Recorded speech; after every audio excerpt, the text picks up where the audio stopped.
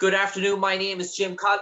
Good afternoon. My name is Jim Conlan, and welcome to the latest edition of our entertainment show. As we know, a feature on our entertainment show each week is the Into the Wall series, where we look at cult classic movies throughout the decades, whether it's in the 2000s, early noughties, 2010s, 1990s, 80s, 70s, 60s, and we look at genres from all different genres: action, movies, thriller, suspense, romantic. And this week's feature is an action sort of thriller sort of feature. It's back in 2001.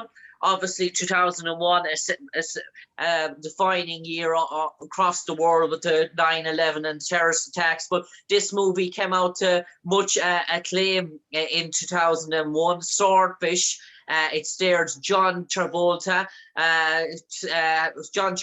Hugh Jackman, Don Cheadle, Halle Berry, Vinny Jones, and our special guest this evening, making her movie debut during that film. She played the role of Holly Jobson, Hugh Jackman's daughter, the one and only Camryn Grimes. And Camryn, I imagine for you, just starting off, that role to play Holly in Swordfish, a big, massive production at the time. It must have been very coveted a role to get for a young girl at that time, barely 7, 8, 9 years old, I imagine. And the audition process must have been rigorous, was it? You know, I don't really remember the audition process, but I remember when I went in to audition, they had Hugh Jackman's photo up there, and I cannot remember if X-Men had come out or was going to come out. But I just remember, you know, I had only done my soap opera up to that point, and guest stars here and there, and I'd never done a movie. And I remember the audition going well. And I also remember I didn't hear for like 6 months. So it was kind of a shock when I booked it. I was like, what thing? You know, it moves very fast, especially when you're doing television. Like, you book a guest star, the next week you're on set. And movies, you know, due to money and production and whatever, can get, you know, they can take a little bit longer. So I didn't hear for a while. And so it was a surprise. When I booked it, it was like, oh, cool. I auditioned for that ages ago.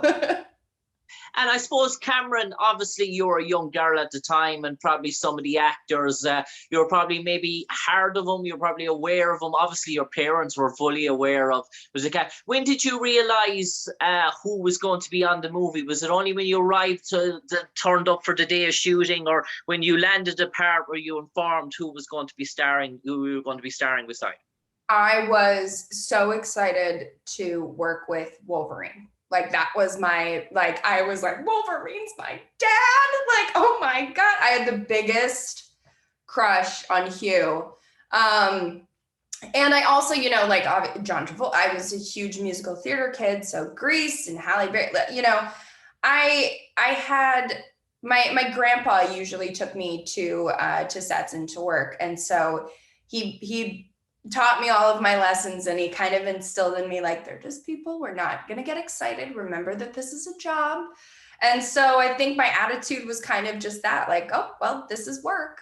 But it was extremely exciting. And I had never been on that sort of, you know, set before, and I had never, you know, and it was an experience. I was just kind of like wide-eyed, taking it all in.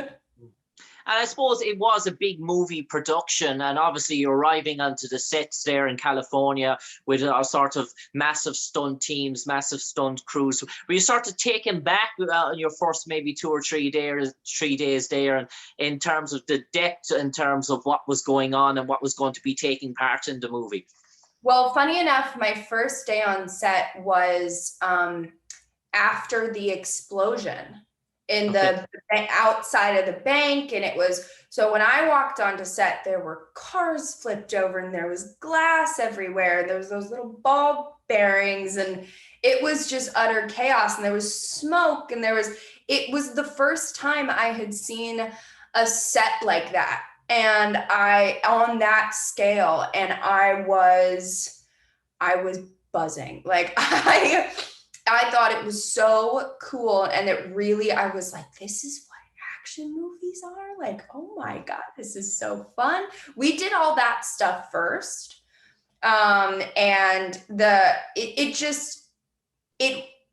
not that I needed reigniting at 7 or like 8, but it really set a fire under me. And I was like, I want to do this forever. This is so cool. This is so fun. Like, yeah, and I suppose obviously most of your scenes are with Hugh Jackman, and obviously, as you mentioned, you had a bit of a crush on him, and obviously you were a young girl at the time, so it must have been daunting to meet one of your sort of heroes at the time. So did he make you feel at ease from day one in terms of building that sort of chemistry, that father-daughter sort of relationship? honestly, it's the question like my friends I get asked the most. They're like, oh my God, what was it? Like, were they really not? John Travolta, Halle Berry, Hugh Jackman, all of them, I cannot speak highly enough of. Like, they are the nicest people. They are so warm and so welcoming. They were so, I know, sometimes with older actors, you never know what their response is going to be to having a kid on set. Because you never know what you're going to get. Like, you never know if you're going to get a kid that's not paying attention or not, like, like not interested to be there. You never know if the kid wants to be there or it's their parents. So I understand that older actors sometimes, there can be a bit of an eye roll, like, oh, I gotta work with a kid. Like, they were so unbelievably generous and so nice, so kind. And Hugh and he really worked hard to foster a bond. And, a lot of what we did father-daughter wise was in the moment. And it was just us playing with each other, being silly, or,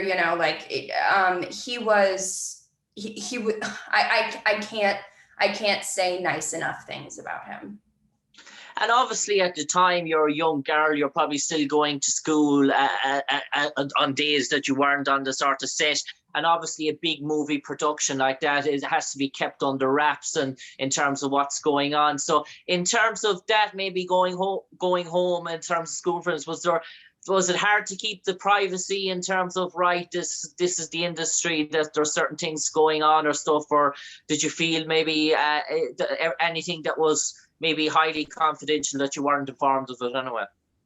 No, I mean, I went to public school here in LA, and since a lot of kids work in LA, I had a while ago, because I had been on my soap since I was like 6, established a relationship with my school where it was just like, on the days that I work, my teachers give me a packet of the work for that day, and I just do it on set. And then the days that I'm not working, I'm back in school. And I think at that point, because I had been already working, there was just no, kids are kids. Like, there was no interest. There was no like hubbub about it or anything like that. They just knew that I had a job, and like, sometimes I would be at school and sometimes I wouldn't be at school, and that's what I was doing. They weren't gonna see the movie at that point. I barely got to see the movie at that age, so there wasn't a real interest.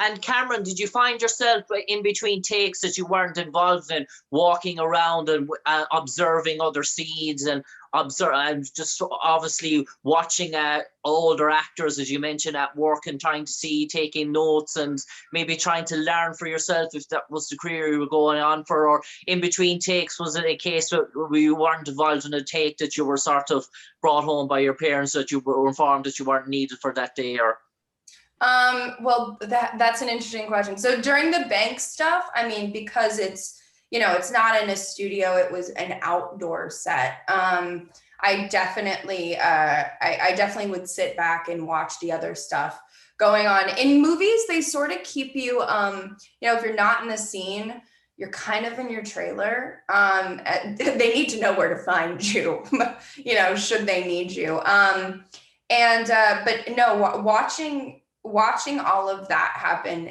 all the bank stuff was by far the coolest part. There was a moment where I had to be quickly whisked through the house that I lived in. So they had I think there were maybe a few scenes that were cut between the mom and Hugh Jackman, either phone calls, whatever. And then when they end up, but the house, because my stepdad in the movie worked in porn, and I had no idea what porn was, but the house was dressed with porn everywhere. So my mom had to discreetly like just shelter me through the house, because I had to be like like a horse. I had to be led to another with blinders on. But I did see stuff and I had questions. I suppose as any young kid, intrigue sort of got the curiosity, got the better of you. And Camryn, in terms of the Swordfish, it was a production where you started filming in September 2018. You were finished roughly December the 18th, 2000, September 18, 2000, and December the 15, 2000 was your wrap. So you wrapped it up roughly within the 2 to 3 month sort of a period. So when it was production was over, how excited were you for the showing, the sort of premiere? Did you go to that? Did you attend with your family, or was there a sort of a pre-showing for all the actors beforehand? Yeah, I went to the premiere with my family went with me. The discussion was they didn't know if they were gonna let me see the movie. But they eventually were like, well, we can't let her go. It's her first movie. Like, we gotta let her go. We'll just cover her eyes when things happen. But they didn't. I think they just abandoned that at a certain point. I had already, like I said, been asking questions. Yeah. That they happily answered. I always really, really regret being the age that I was at the time of the premiere, because of course my mother dressed me, and I was a very big tomboy, and I did not like many girly things, and I wore this atrocious pink getup that she picked out, and it was, I will say, it is a nice throwback look, because it is very, very like early thousands. It's beaded. It's got like a bandana print sort of. It's got like it's atrocious. It's got like a little mesh, little pink cardigan, and then I had to have the pink tinted glass. It's awful. It's so atrocious.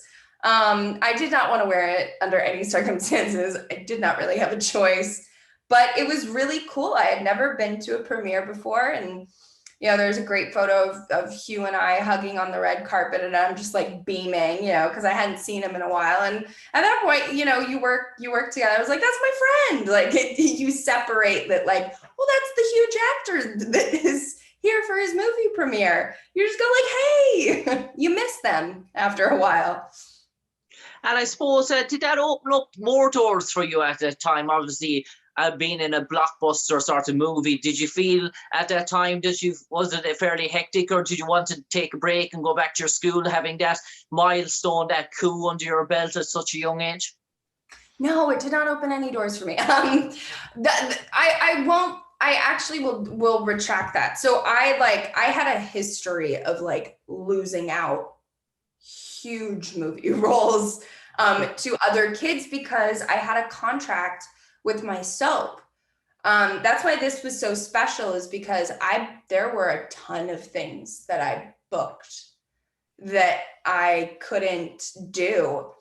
And those people that ended up getting cast after me have gone on to become very, very famous because of it. And that's totally okay. Like I'm happy to say that, like, I get to live in LA and still do what I love. And I'm almost 33. Like, it's incredibly rare. But no, I auditioned as a kid actor, especially. I auditioned constantly at nauseum, and so I did book, and whether Swordfish had anything to do with that or not, I just wasn't allowed the time out to do them.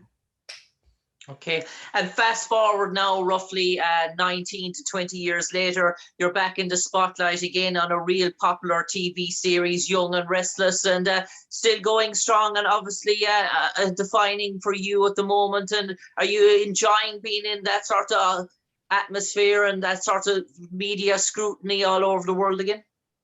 I am, you know, I'd say it's a pretty good deal because it's not, you know, it's not really scrutinized. Like it's, you know, I get to do what I love and kind of lay under the radar and have time to focus on other things. I just celebrated 25 years on the show, so I feel incredibly lucky. Not many people get to claim that, and I'm really proud of that sort of legacy and the legacy of the show in general. We're celebrating 50 years this year, and it's so rare that it's only soaps, you know, and Doctor Who. Like soaps and Doctor Who, those are the only people that can claim that. And I suppose, Camryn, for you, have you ever donned our shows here in Ireland? Have you ever visited the Emerald Isle? I actually have. So one of my very, very good friends, Haley, lives in Glenageary, and Okay. I went to, she was last year, she was pregnant with twins. And so I went over, it was my first travel post-COVID, and you guys had just opened up. Like I got there the day it opened. Okay. And I went to visit her. Her husband is Irish. And he's an actor as well. His name's Adam Fergus. Okay. So yeah, I love it there. I jumped in the ocean and I got really addicted to like swimming in the ocean, and it's like a cold plunge. It's so invigorating. I absolutely, and I just ordered like a bunch of stuff from Amazon to make an Irish breakfast, like a full on. Okay.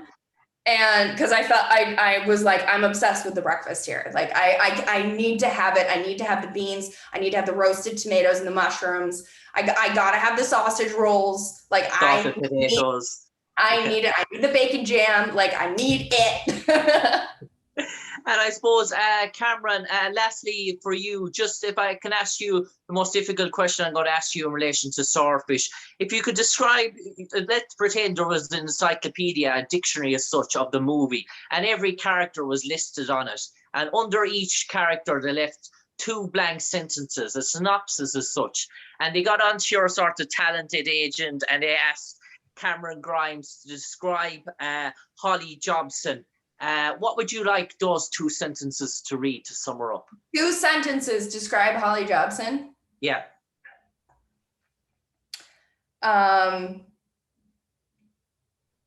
Extremely neglected and extremely hopeful. Extremely neglected and extremely hopeful. Like On that note, let's agree, she doesn't have like the best life when we meet her, and her parents and their mom's drunk and like smoking like cigarettes everywhere. Like, but I think what's beautiful about the movie, and you don't see it a lot, you know, or you didn't at the time in action movies, is her connection with her father, despite everything they've been through and despite the distance. And that's, I think, a really beautiful thing that they were able to capture with me and Hugh. That was not how it was originally supposed to go, by the way. Okay.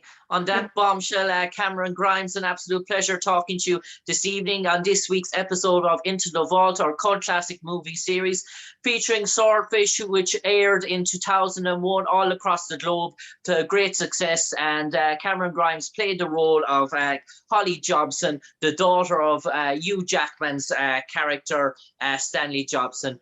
Camryn, an absolute pleasure. We wish you all the best in Young and the Restless. Hopefully it reached that 50 years milestone fairly soon. But for the moment, take care, God bless, and hopefully speak to you sometime in the near future.